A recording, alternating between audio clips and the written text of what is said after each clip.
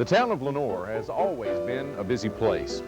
Originally known as Tucker's Barn, the town was incorporated as Lenoir in 1851 to honor Revolutionary War General William Lenoir. The town is geographically situated in the heart of Caldwell County and serves as the county seat. At various times during its history, Lenoir has been known as a college town, a tourist town, and a manufacturing town. Folks have come to Lenoir for a variety of reasons. Especially on Saturday, people fill the streets, congregating to do business, talk politics, visit. Back then, if you were to ask someone how to get to Hog Waller, they could tell you exactly where you needed to be, which was right here in this lot. Few people now would suspect that this area was home to preaching, fighting, soliciting, trading, and playing music. On this episode of Back Then, we'll talk to over a dozen people who can tell you how to get to Hog Waller as they present an oral history of what it was like in another day and time. So listen in. We're talking Hog Waller.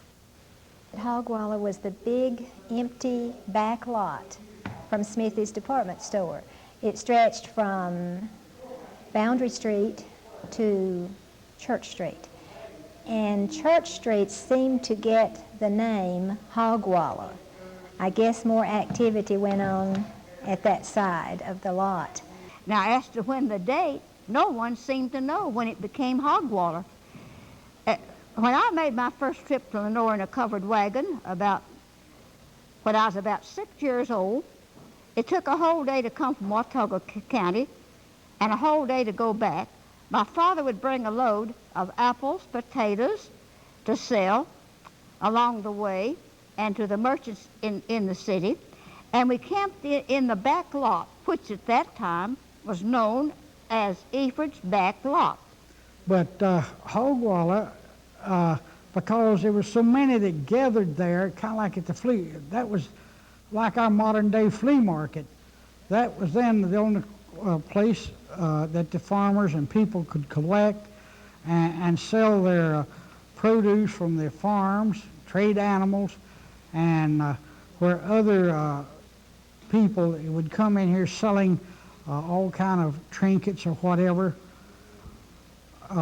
would gather, because that's where the people were.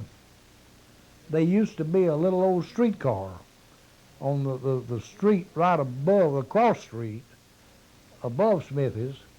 There was a cab stand on the corner right above Smithey's, a little old produce stand right next to Smithey's. In fact, it joined the building. And then that cross street, there was a streetcar set off of that, right at the edge of the street there, sold hot dogs and hamburgers and stuff like that.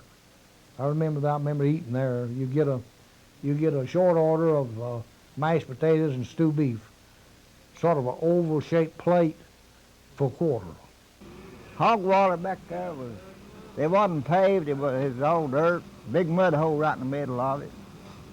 And I come through there one Saturday carrying an old harmony guitar and fell right flat on my back, right in the middle of that mud hole. It was just a big old gully come down through there, and you can imagine all the filth and stuff that come out of the backs of those buildings, you know, off the roof and everything went right down through there. It was an open ditch. They had wood chips around to keep down the dust and the mud and so forth, because that place back there, it did become muddy, especially when it rained, and they had the stock back there too that would make a mess and so forth. And you had to be careful where you walked and so forth. Well, I remember when my daddy parked in the back lot, other wagoners were parked in the back lot selling their cabbage and potatoes and different types of farm produce. But after they built their campfire, it was safe to have a campfire. The policemen did not bother the people. They were welcome in that back lot. It was muddy lot, and that's why somebody told me that sometimes a big sow, that's a big hog, was tied to a hub of a pickup truck, and if a rain come, that old big sow would wallow in the mud. Well, that's how it got its name, Hog Waller. Well, I come to Lenoir from Wilkes County in 1941, and Hog Waller was in full bloom then, and They sold pigs, chickens, and everything, and they had a little restaurant they called the Busy Bee. They sold hamburgers for a dime and nickel for a Coca-Cola. My daddy used to bring his pigs down here and sell them on Saturday. They'd drive in here with big trucks. Sometimes some of us would get up on the back of them trucks and make music. I just a boy back then. I was 15, 16 years old. But Hog Waller was a fun place to be on Saturday.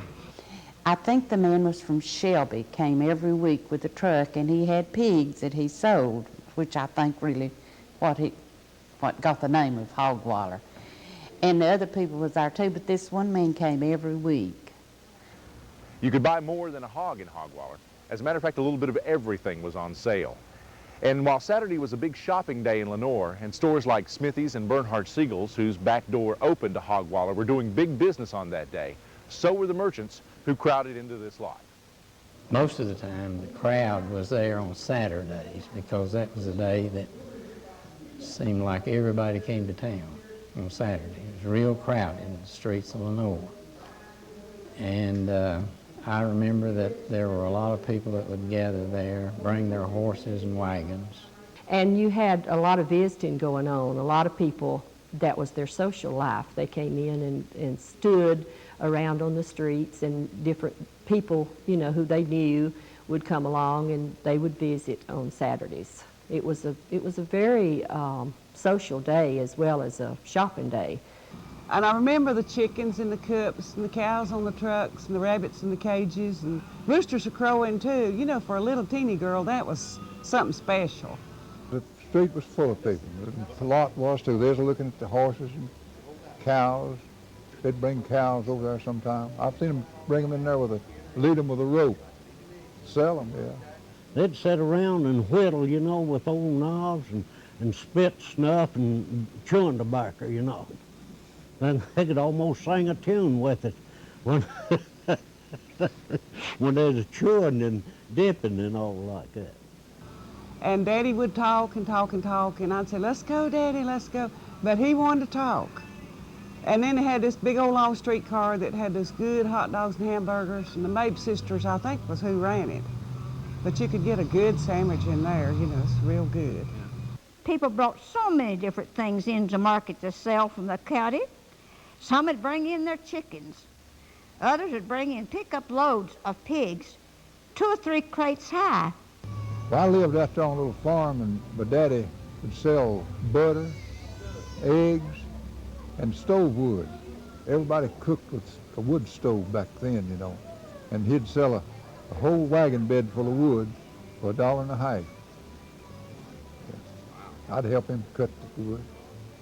Luke Helton, he had a cab stand out there in Hog Waller, and Friendly Cab was down there in Hog Waller, and the Noah Cab up here on the corner where Howard's Cab is now. And number 2 cab was up there on North Main Street. They had 4 cabs here. 4 franchises, 4 different franchises, about 30 cabs here at one time once. And on Saturday here, by 10 o'clock, you couldn't walk on the sidewalks with so many people. And we couldn't get home overnight till midnight on the weekends driving them cabs. People wanting to go home, and we had to stay and take them. It only cost 25 cents to get a taxi to go from Lenoir to Whitnall. And the taxi stands had a thriving business because on Saturday, it was a lively place. And a lively place it was. In Hog Waller, when people got together, there was no telling what kind of activity was going to go on.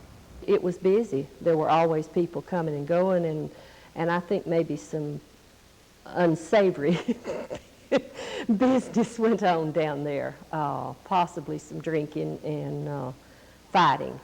There's one old boy that used to wear a pair of, it's like something like bedroom shoes, or they didn't have no strings in them.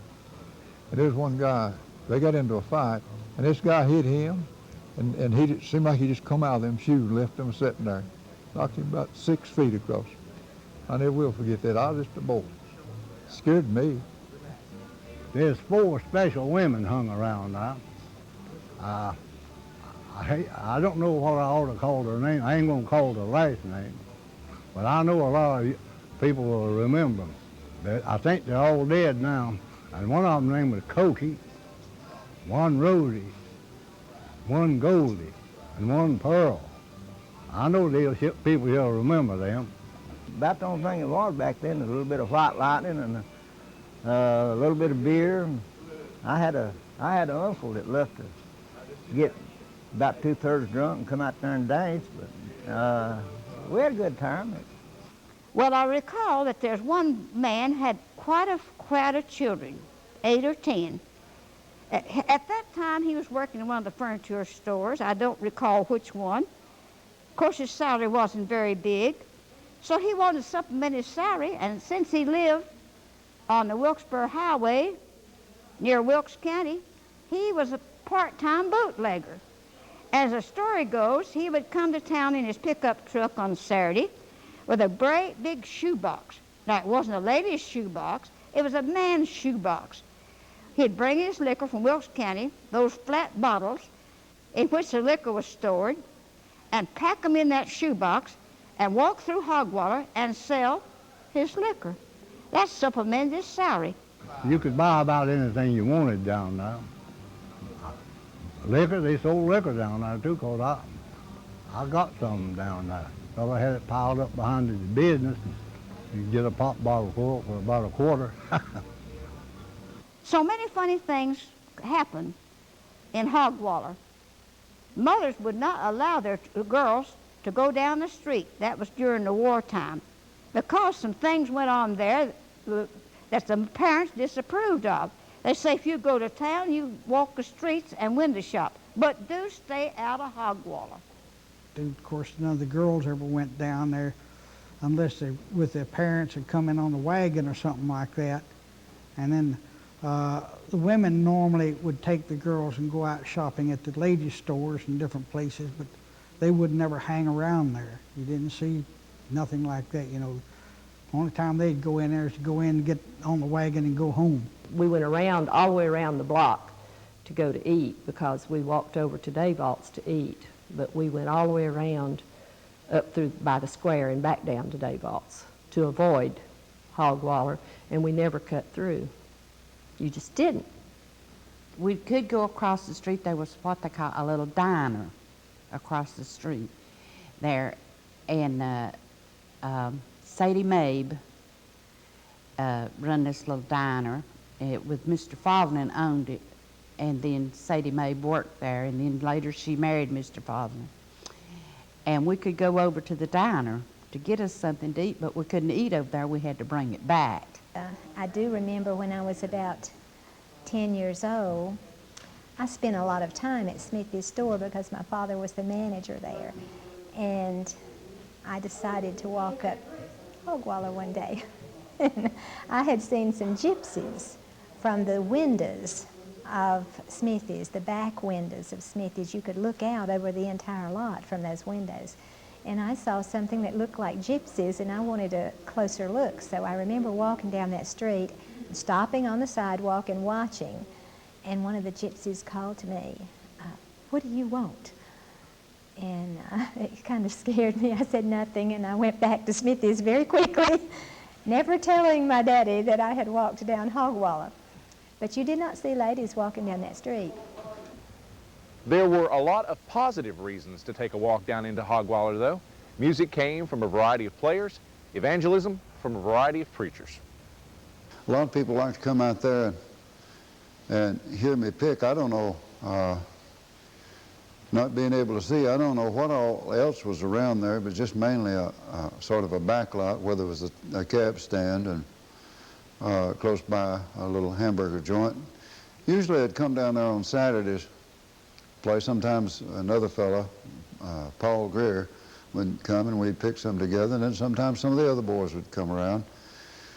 But it was always payday, usually, for most of the guys that worked in the shop, and I know that I could make a few shekels there and sell a little music for it, if you want to put it that way.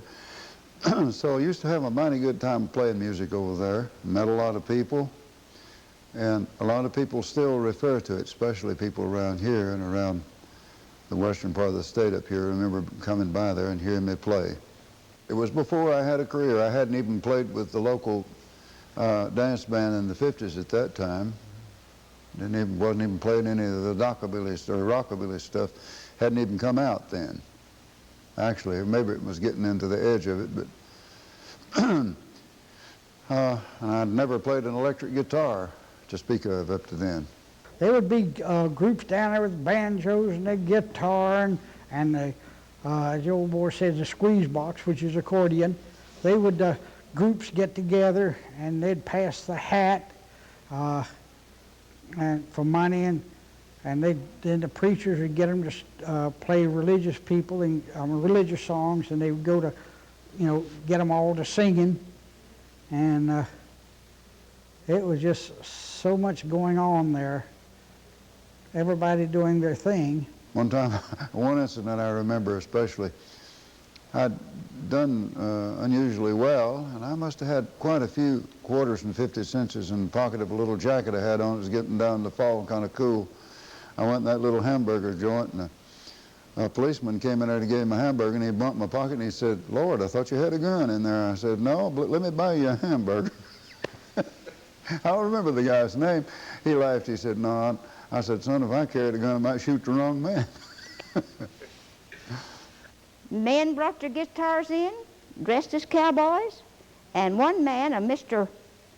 Watson, and his wife were very popular. She could yodel, and that drew the crowds.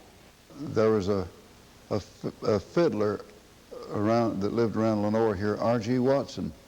He used to come out there once in a while, and he also had a radio program for O.P. Lute's furniture store by remote control through the station in Hickory. He'd come out once in a while and fiddle some with me. Them old locust neck banders, on Saturday nights, they'd all meet together and it'd go on all night long. Dancing, and square dancing. It gave me a feel of what it was like to play for a crowd of folks, I'm sure it helped that, and it gave you some experience. Every time you pick up the guitar, especially when you're playing for people, you'll work at it, as it were, and all of that was a help to a man, I reckon. And oftentimes, not only the cowboys were there and the guitar pickers, but we had the long-winded preachers.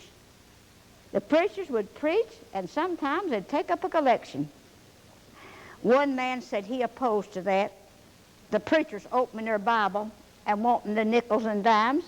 He said he believed that they should preach free of charge. On Saturdays, country preachers would come back there and start preaching, and a crowd would really gather around them.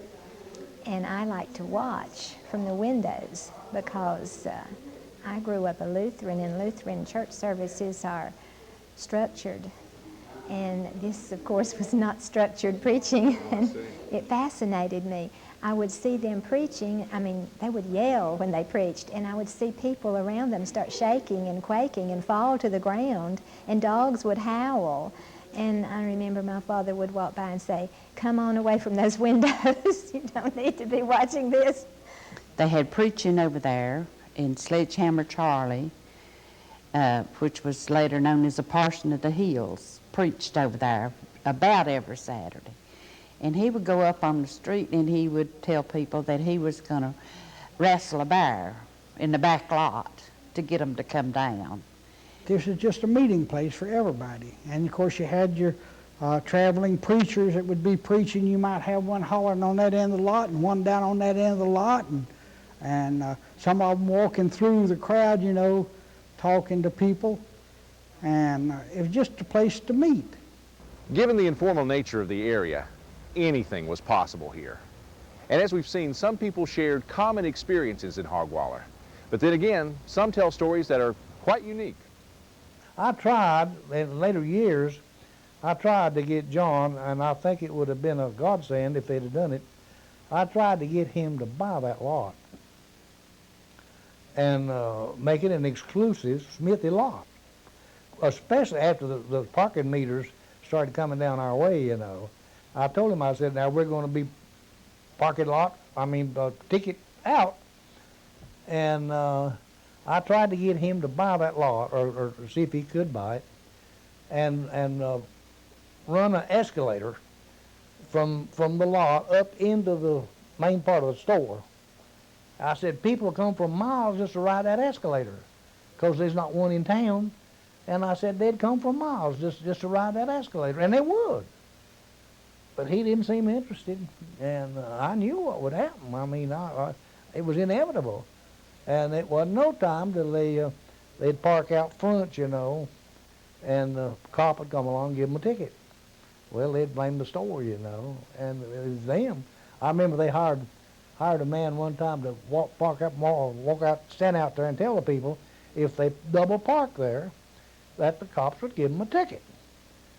And so this old man, they got him out there telling him. He told this one guy, and he'd give him a little lip. He went in the store and called the cops, and they come get him a ticket. After they hired him to keep him from getting a ticket. I remember that I worked in Pender's.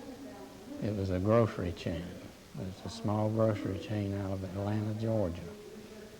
And I started working there in 1939. And we would, of course, wait on our customers, and most of the people, if they bought a lot of groceries, which most of them did, we'd have to carry it out for them and either put it in their car or whatever type conveyance that they were using. And there's just always a lot of people there, especially on Saturdays. I remember spending the night there, sleeping in that covered wagon, and after we'd had our snack that evening, maybe some coffee made over the fire, and food that my mother had packed for us, my daddy said, would you like to go to the picture show? It was called a picture show back then. I said, oh, I don't know what picture show is. Well, we'll go. It only cost 10 cents, maybe for my daddy, maybe 5 cents for me. I don't remember. We walked down the street to the picture house, walked up, and there was this pretty woman sitting in a glass cage. My daddy walked up and handed her some money, and she gave him a little piece of paper. He said, here's your ticket. Hang on to it. We went inside the picture house, and there stood a boy standing straight and tall. He reached out to grab my piece of paper. I held on to it. My daddy says, turn it loose, give it to him. So I gave him that little piece of paper. We went inside the theater. It was dark in there, kind of scary like. My daddy held my hand. We finally found our seat and sat down. Up on that screen, there were some cowboys running. And they were running so fast, and the words were up there, but why, 6 years old, I hadn't been to school. I couldn't read. Of course, my daddy could read. I looked at the picture. Of course, I didn't know what it's all about. And sometimes between the different reels, there's a lady sitting over on the left of the piano. If the reel went fast, the picture show went fast, that woman played that piano strong and loud. And if the horses slowed down, she played it slowly. Well, I really had a good time. I came home, my grandfather says, what did you do in town your first trip? Well, I want to tell you, Grandpa, every house is made out of glass. That was the store windows. And I saw so many houses white. We were living in the country, and our house had never been painted. A 2-story colonial-type home with 3 fireplaces. Well, Grandpa said, what else did you see? Well, I saw a big white house coming home and a big hen walking on the porch. And, oh, Grandpa, I saw the bank, too. What? Yes, it's a place where you put your money. He said, what did the bank look like? Well, I said there beside the road was this bank. Great big old box with a lid, and some men were digging ditches near it. And I said, when they quit digging ditches, they put their tools in that box. And I think that was the bank. And way back yonder, when I was a little kid, I rode up there with Dad in a wagon, and people would park their wagons back there, you know, And if it was cold, they'd get out and they'd build up a bonfire. Some of them would throw some wood in their wagon, you know, and when they got up there, they'd build up a bonfire. And the guys, they knew one another, you know, and they'd get out there and talk around that bonfire, you know, and have a big time, tell jokes and everything. And it was quite interesting. Living in the country, we had plenty of milk, 2 or 3 cows, plenty of milk and butter, and in the wintertime we made snow cream, which was very tasty with a vanilla flavoring in it. But my daddy said, on the way to the picture show, my daddy said, let's go in the store here and get us a cone of ice cream. Well, I'd never tasted ice cream. So my daddy bought him a cone, cost a nickel, and he handed me a cone, which cost a nickel. I think it's vanilla ice cream. I took a bite, and I looked at my daddy. I said, Daddy, do I eat cardboard at all? He said, yes, go ahead and eat the cardboard and all. It'll taste good. This much stuff is changed around now. There ain't nobody going to believe a half of this, you know, but that's the way it was. And his an awful time body had a hard time back then, but they'd give you the last dollar if they liked you, and if they didn't, they gave you half of it for not liking you. That's the way.